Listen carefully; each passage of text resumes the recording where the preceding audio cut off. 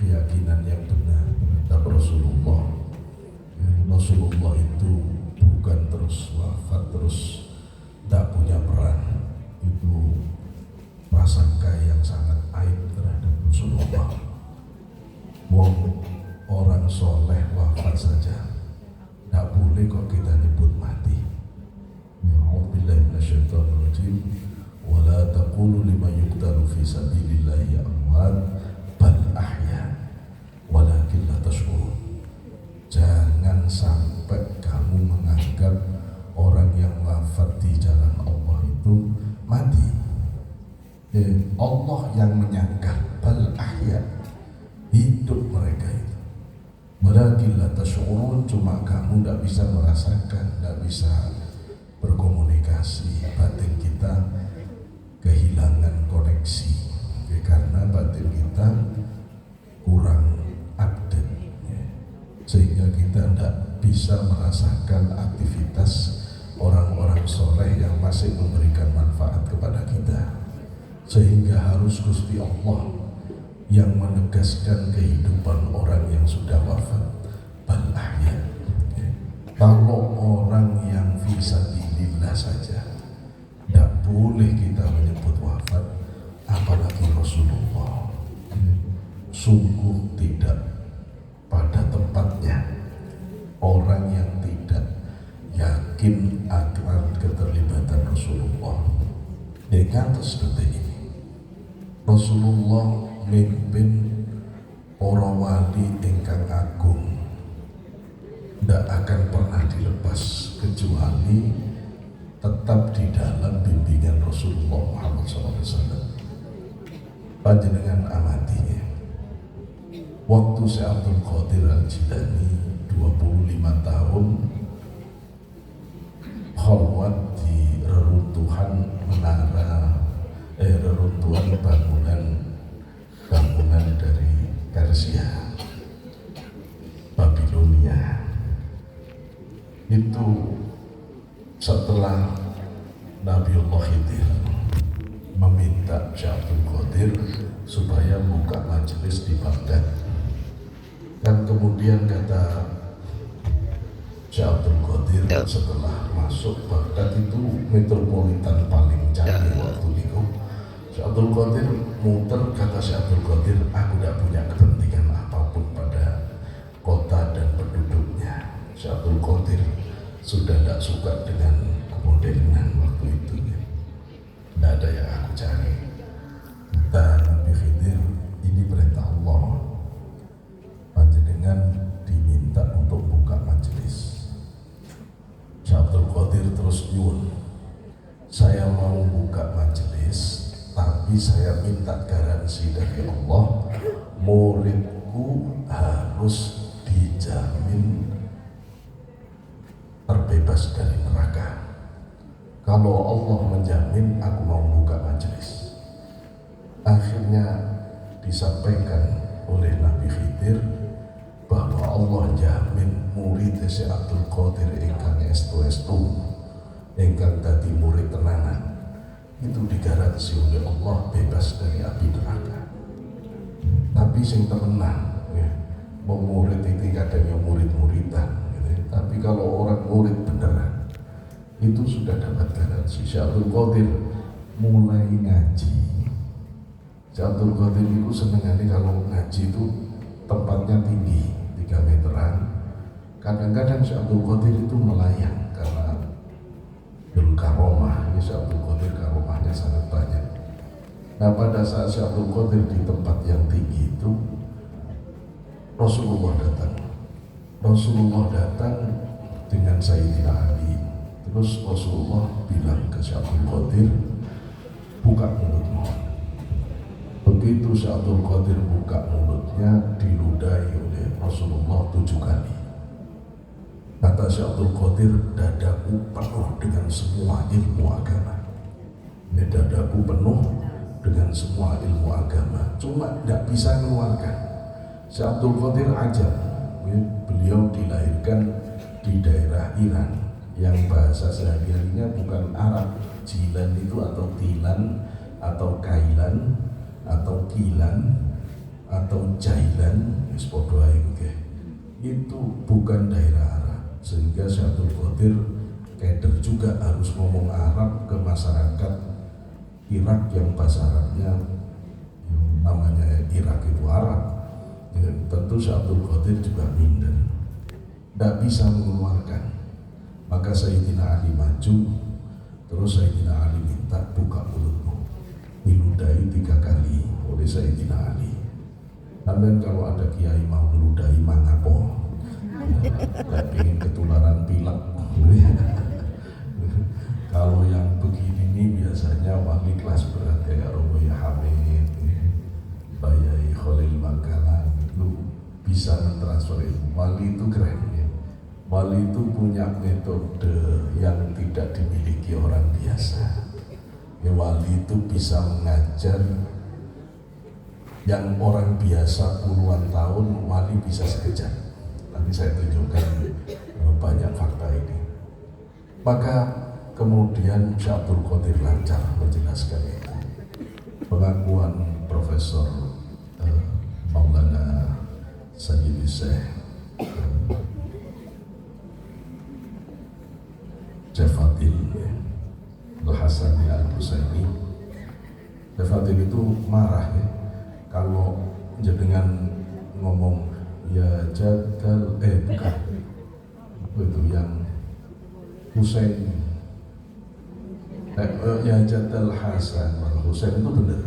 Ada yang kita itu Husaini saja tapi tidak ada Hasannya. Oh ada ya Husain tapi tidak ada Hasannya. Kata Syekh Abdul Qadir, kalau harus disebut satu mending Hasan, jangan Husain karena kakaknya itu Hasan gitu.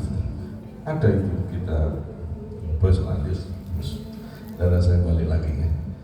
Nah, di sini kita melihat bagaimana Rasulullah berperan untuk meletakkan Syekh Abdul Qadir itu pada makom kutub-kutubnya. Dan Rasulullah yang bimbing langsung Syekh Abdul Qadir.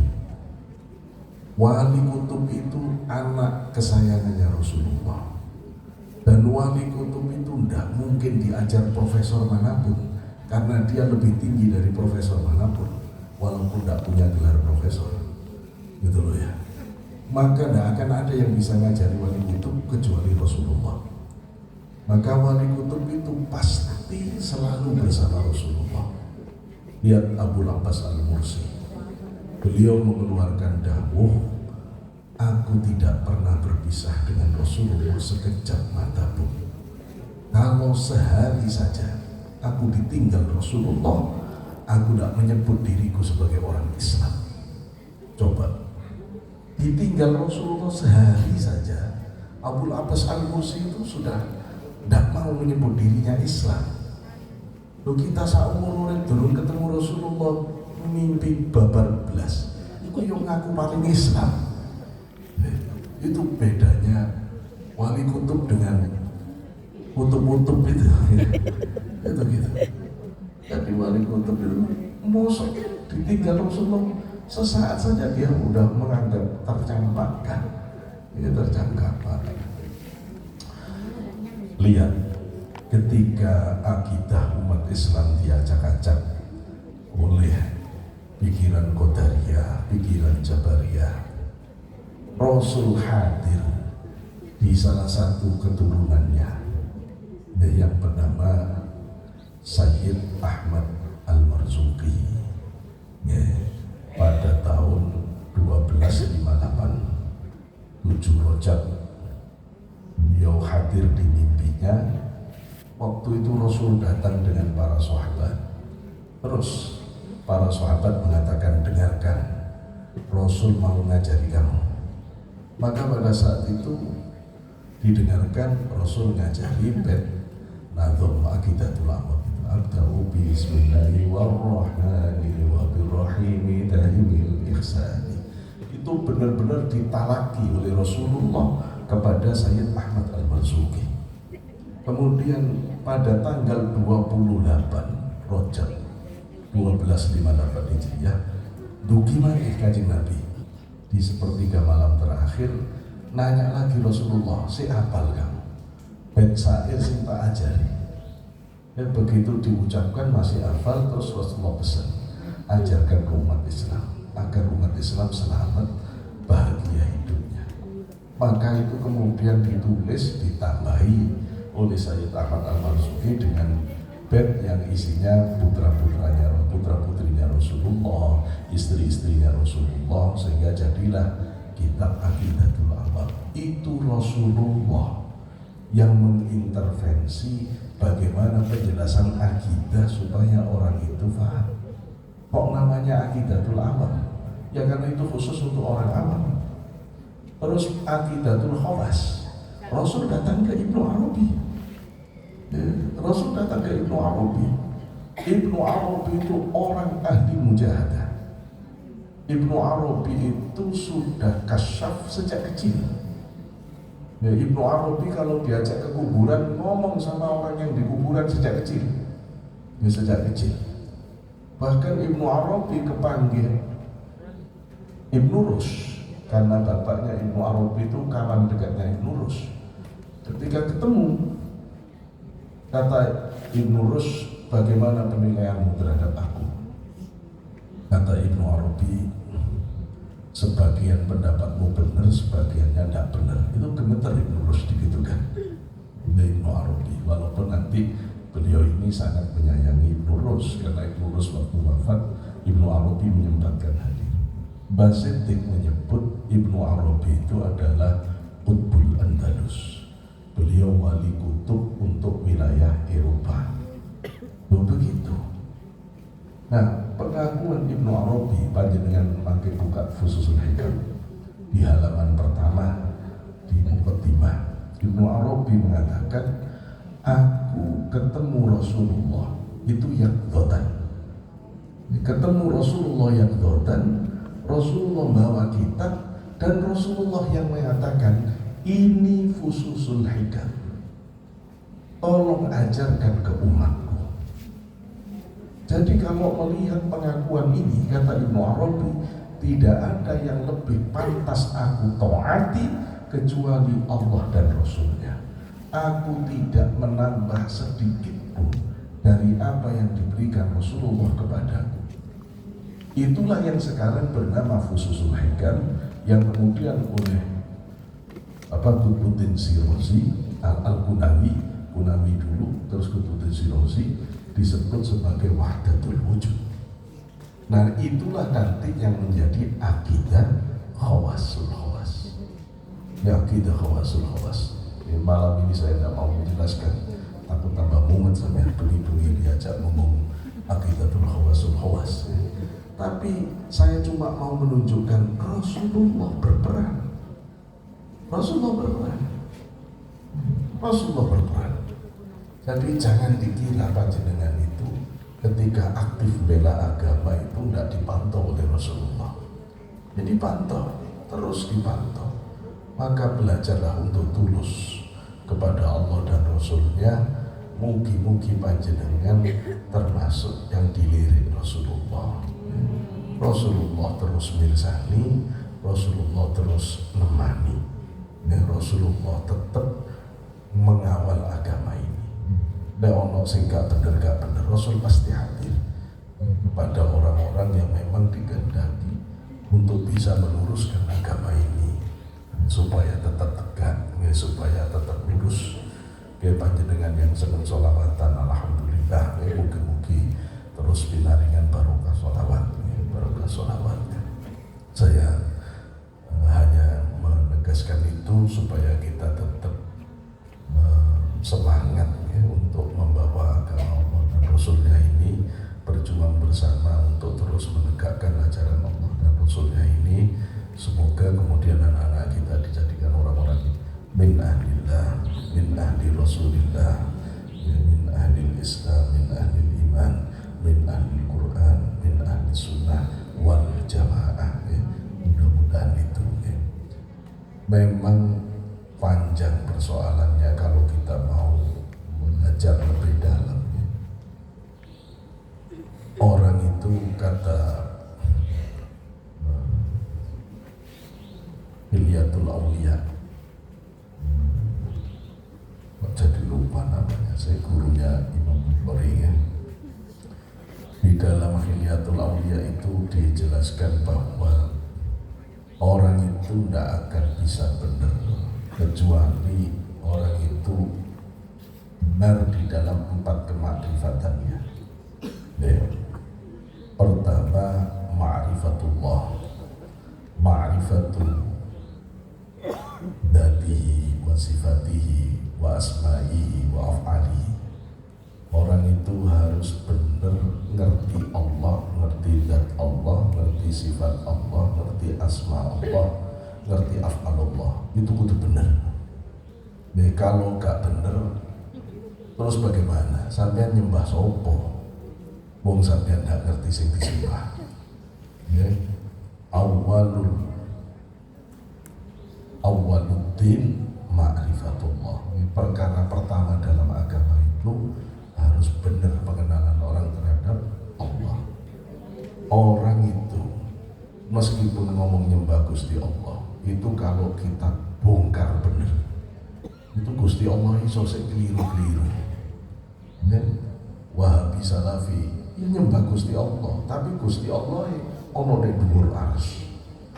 Nyebut Gusti Allah ada di arsy, cacat akidahnya. Ulama ahlu sunnah mengatakan orang yang menyebut Allah punya tempat karena cacat akidahnya, kita itu makruh jadi makmum. Ya, tolong pengira di salah.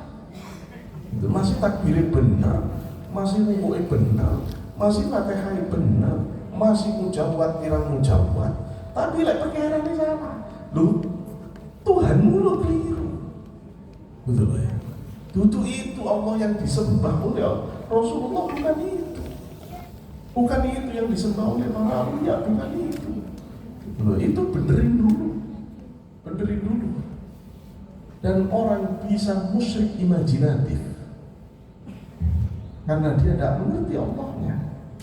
Terus ngeriat sendiri, ya, buat sendiri konsep ketuhanan, tidak tambah benar. Nopo sih jenengan lek torekotan setelah istighfar yang dibaca qul huwallahu ahad Allahus samad lam yalid wa lam yulad wa lam yakul lahu kufuwan ahad. Nopo sadurunge panjenengan ingat Allah, Gusti Allah, konsepnya itu di Al-Ikhlas itu ditancap dulu. Ini loh Gusti Allah yang mau kita tuju.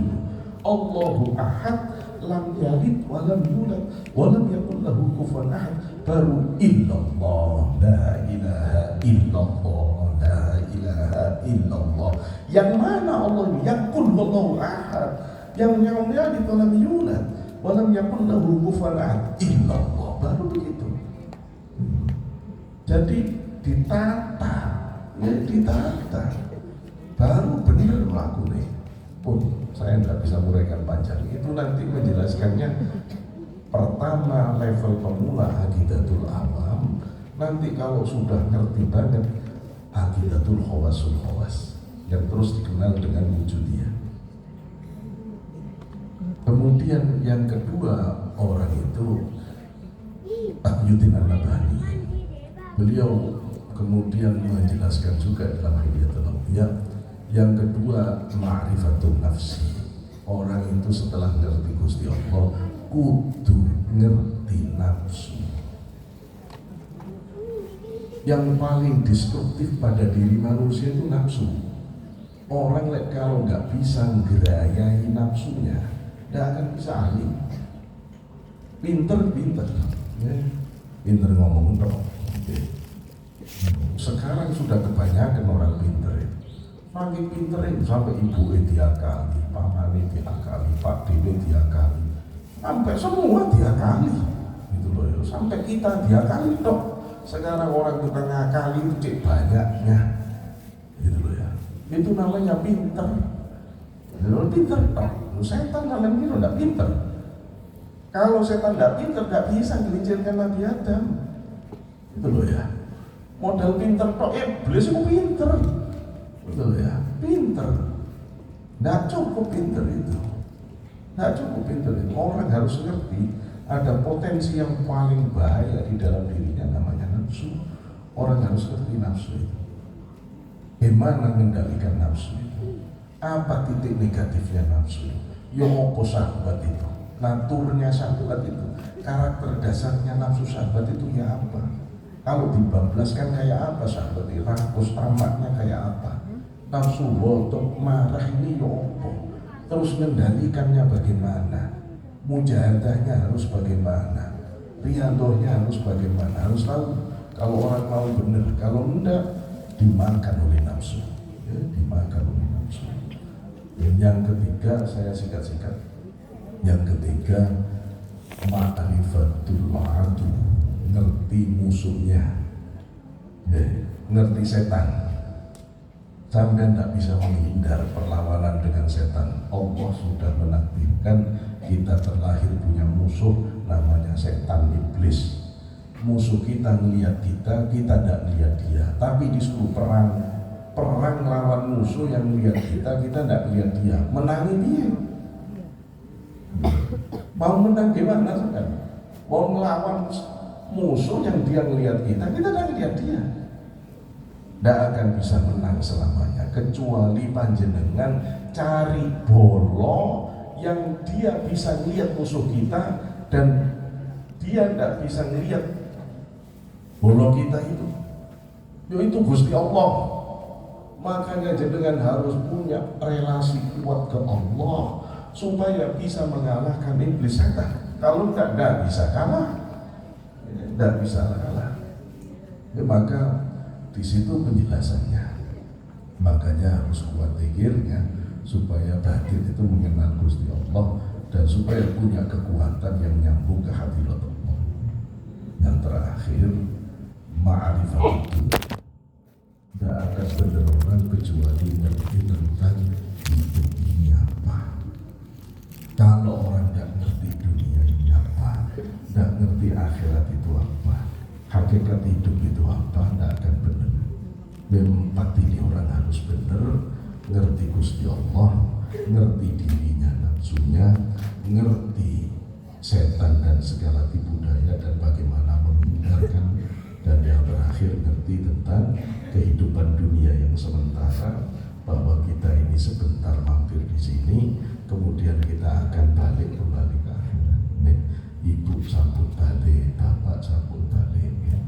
Semua sudah pulang dan ibu bapak sudah menggoreskan kenangan indah saat beliau hidup di dunia. Maka pelajaran besar bagi kita untuk bisa hidup meninggalkan kenangan indah. Jangan sampai kita hidup wafat orang kenal ikut beribu aku mati kapok topos lain bahaya kalau ini. Dan orang yang terlambatan wis mati wis, aduh yopo sampai kenangan hidupnya opo. Sekarang sampai bayangkan kalau hari ini wafat, kira-kira orang lain menyebut sampean itu apa? Yang paling terkenang dari kelakuan sampean itu apa nih? Gak ono wis wong sing paling medhit, aduh. Wis gak ono wis orang yang paling reseh, aduh. Wis gak ono wis wong sing salate telat terus, aduh. Sampai nopo? Citra diri jenengan sekarang ini yang paling kuat. Kalau sekarang dimatikan oleh Allah, apa? Bahaya kalau kita tidak punya citra diri positif. Berarti kita tidak pernah serius mau hidup yang benar di dunia. Wis gak oleh tulinan, hidup ini gak boleh tulinan. Kita cuma diberi kesempatan sekali. Ayo teman-teman, sarang-sarang kita menuju ke hadirat Allah. Ayo yang serius, nata diri. Kita sudah berjalan dari para aulia semata-mata untuk mengambil pelajaran dari beliau. Kita nyubrih kasih sayang beliau, kita kepingin mendapat doa-doa dari beliau supaya kita terus dikuatkan untuk kemudian kembali ke Jakarta menantang kehidupan yang baru. Semoga Allah memberikan kekuatan yang melimpah. Batin kita, anak-anak kita jadikan anak-anak yang soleh-solehah, yang bisa melanjutkan perjuangan kita di jalan Allah. Mudah-mudahan Allah sayangi mereka.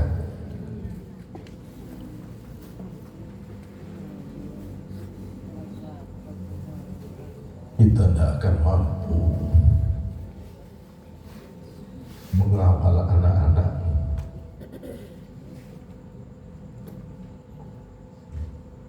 untuk menjadi yang seperti kita mau, kecuali Allah yang kita mohonkan untuk bisa membimbing mereka menjadi orang-orang istimewanya Allah. Terus kita ketuk setiap saat agar Allah memilih mereka menjadi orang-orang yang disayang, yang bisa melanjutkan perjuangan menegakkan agama Allah dan Rasulnya di tengah tergelincirnya kaki-kaki orang yang sudah terpleset. Saya tahadus bin nikmah terakhir kepada Rasulullah sangat kecewa dengan semua lembaga-lembaga Islam yang pelin-pelan, yang tidak berani tegas, yang cuma menggunakan nama Islam tapi tidak ada Islamnya. Suruh kecewa sekali. Dan ini nanti yang membuat Allah mengizinkan berakhirnya dunia. Ini yang menjadikan Allah membiarkan empurnya kekuatan baik dengan kekuatan buruk. Karena tidak kokohnya kekuatan baik, karena pelin-pelannya. Meskipun kita ini majelis kecil, meskipun kita ini majelis yang tidak dianggap orang, tidak penting. Yang penting kita belajar istiqomah, belajar sungguh-sungguh, kuat-kuatin untuk genggam ajaran Allah dan Rasulnya sampai akhir hayat kita. Belajar estu niru Rasulullah, nggak boleh bohong-bohongan, nggak ada pembohong, nggak ada main-main.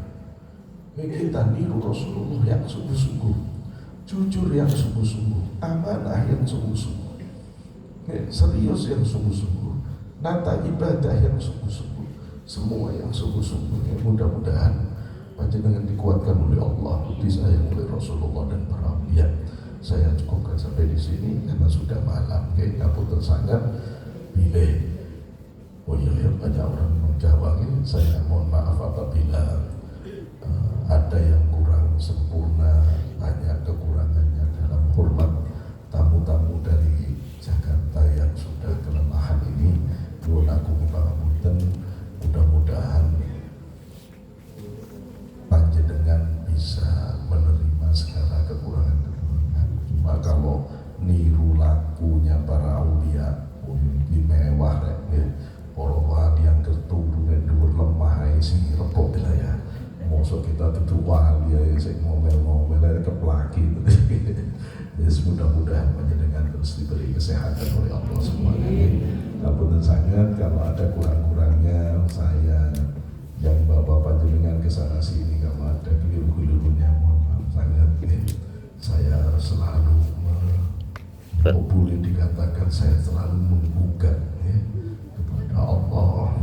Saya selalu gugat kepada para aulia untuk supaya semua yang terlibat di dalam ziarah ini diberi yang terbaik oleh Allah. Yang dibuka semua masalah-masalahnya, diberikan makhrajan, jalan keluar yang indah, diberikan kemudahan oleh Allah, diberikan keturunan-keturunan yang baik, termasuk yang di mihrab ini. Kita doakan semuanya yang dibimbing, mudah-mudahan bisa tumbuh menjadi lembaga yang benar-benar khidmah ke Allah dan Rasulnya secara tulus, dijauhkan dari segala keburukan, dijauhkan dari segala fitnah, dijauhkan dari segala hal yang tidak manfaat.